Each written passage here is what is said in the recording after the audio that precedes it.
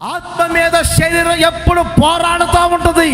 అనుకున్నంతగా ప్రార్థన చేయలేదు శరీరం, అనుకున్నంతగా వాక్యం వినకుండా చేస్తుంది శరీరం.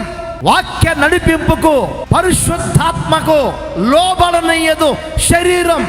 చాలా మంది అనుకున్నంతగా ప్రార్థనలో ఉండలేకపోతున్నారు, అనుకున్నంతగా దేవుని సన్నిధికి వేగిరపడి రాలేకపోతున్నారు, అనుకున్నంతగా ప్రభువుని స్తుతించలేకపోతున్నారు, అనుకున్నంతగా ఉపవాసాలు ఉండలేకపోతున్నారు. శరీరం మీకు ఏ చెప్తుందో దాన్ని మీరు చేస్తున్నారు.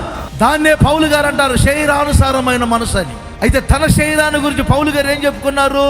నేను బోధిస్తున్నాను, మరలా భ్రష్టున్నైపోతానేమోనని నా శరీరమును నేను నలగగొట్టుకొని దాన్ని నేను లోపరుచుకొనుచు ఉన్నాను.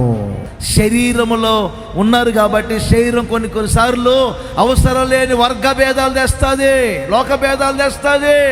శరీరంలో ఉన్నారు కనుక శరీరం రకరకాలుగా మిమ్మల్ని బలహీనపరుస్తుంది, ఆ శరీరానికి మిమ్మల్ని దాసులుగా మారుస్తుంది. పౌలు గారి వలె ఆ శరీర బలహీనతలో నుండి రాత్రి మీరు విడుదల పొందుదురుగాక, శరీరం మీకు లోబడేటట్లుగా మార్చబడుదురుగాక.